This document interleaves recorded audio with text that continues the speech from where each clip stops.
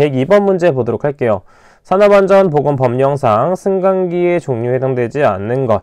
자, 승강기는 일반적으로 양중기의 한 종류라고 볼 수 있겠죠. 자, 지금 보게 되면 리프트는 승강기의 종류가 아닌 양중기의 하나의 종류로 볼 수 있겠고, 승강기의 종류로서는 에스컬레이터, 승객 화물용 엘리베이터, 화물용 엘리베이터, 그 다음에 소형 화물용 엘리베이터 같은 것들이 있다 정도 체크해주면 되겠습니다.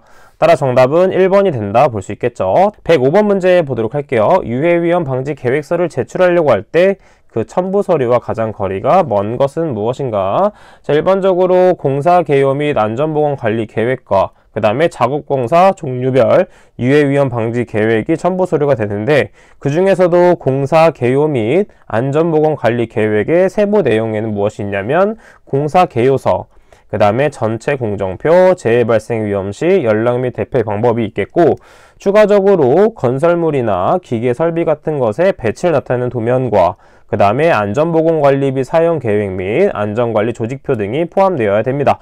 따라서 2번은 틀린 보기가 되겠고, 해당 문제도 마찬가지로 실기시험에서 출제되고 있기 때문에 반드시 외워두고 끝까지 가져가셔야 되는 문제가 되겠습니다. 107번 문제 보도록 하겠습니다. 사다리식 통로의 구조에 대한 아래의 설명 중 괄호에 알맞은 것은 무엇인가? 해당 부분도 마찬가지로 법령에 있는 부분 중에서 이렇게 숫자가 있는 부분을 포인트로 두고 암기를 해주면 되겠습니다.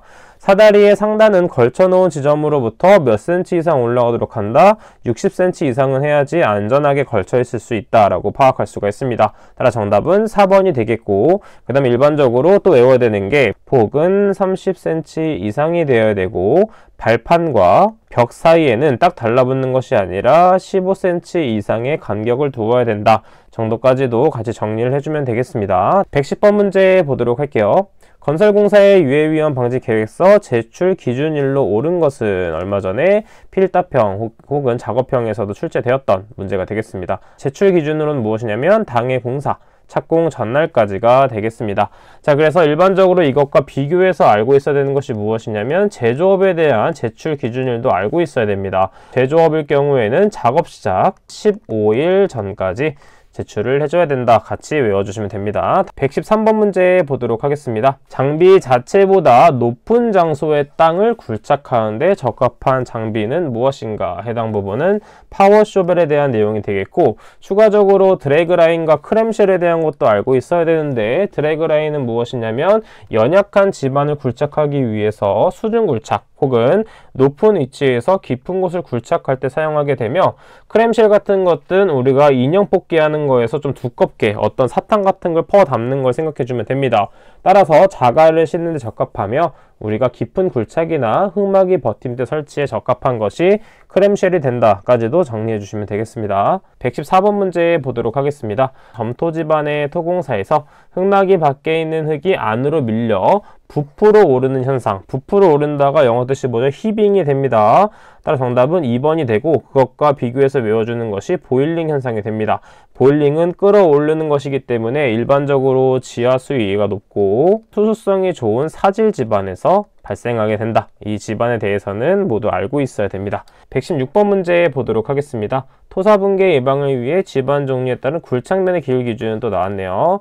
4가지 기준이 있기 때문에 모두 외워줘야 됩니다. 모래일 경우에는 1대 1.8, 풍암과 연암은 1대 1.0이 됩니다. 그래서 2번, 3번도 맞고, 경암일 경우에는 1대 0.3이 아니라 0.5가 되며, 추가적으로 그 밖의 흙일 경우에는 1대 1.2가 됩니다. 이것도 같이 정리해 주도록 할게요.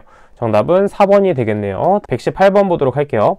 재해 사고를 방지하기 위해서 크레인에 설치된 방호 장치를 옳지 않은 것은, 자, 크레인의 방호 장치는 뭐가 있었다? 건과 방지 장치, 과부하 방지 장치, 제동 장치, 비상 정지 장치가 있었죠. 자, 그래서 날 접촉 예방 장치는 날이 있는 걸 생각해 보면 되겠죠. 둥근 톱이나 띠톱, 못대기 같은 것에 이 날 접촉 예방 장치를 설치해 줘야 됩니다. 정답은 1번이 된다 체크해 볼 수 있겠죠. 다음 강관 비계의 설치 기준으로 옳은 것을 찾는 문제가 되겠네요. 자, 1번부터 보도록 하면 비계 기둥의 간격은 띠장 방향에서는 1.5에서 1.8이라고 했는데 1.85m 이하가 되어야 되겠고, 장선 방향에서는 1.5m 이하가 되어야 됩니다. 1번은 틀린 보기. 2번 띠장 간격은 전체적으로 봤을 때 2.0m 이하가 되어야 됩니다. 따라서 틀린 보기. 3번 비계기둥강의 적재하중은 400kg을 초과하지 않도록 한다. 맞는 보기가 되겠고, 비계기둥의 제일 윗부분으로부터 몇 미터 되는 지점? 21이 아니라 31m 되는 지점이 되겠죠. 자, 그래서 이렇게 수정을 하면서 암기를 해주시면 되겠습니다.